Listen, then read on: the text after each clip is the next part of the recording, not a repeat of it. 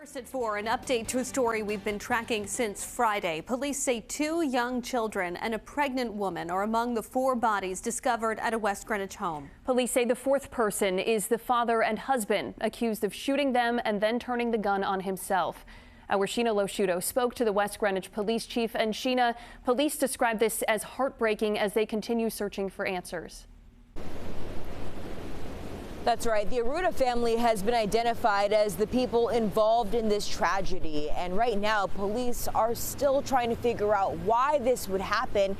They say they're interviewing loved ones, and everyone's telling them that they were a loving couple that loved their kids. The gut-wrenching details are uncovered Friday. West Greenwich police are called to do a wellness check.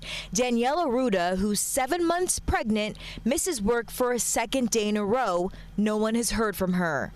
It's difficult for any human being. When officers force their way inside the home on Cheyenne Trail, it's silent. Officers immediately noticed the bodies of 2 young children, an adult male and a pregnant female. A 5-year-old little girl, a 2-year-old little boy, and their parents.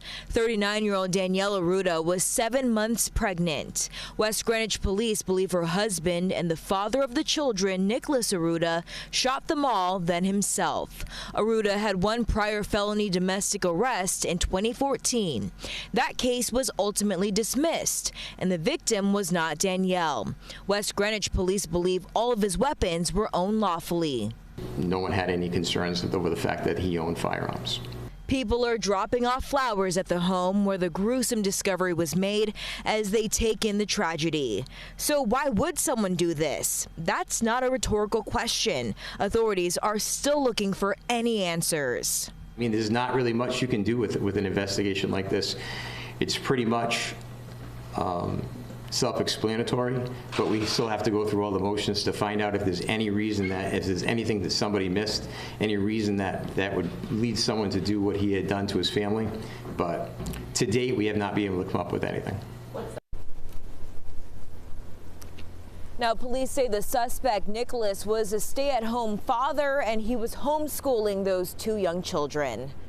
Shiina, such a tragic story, and obviously the big question here is why? And it was heartbreaking for police that they still can't answer that. They say they looked for clues within the home and there was no note or anything like that. The investigation, which state police are involved in this, continues tonight.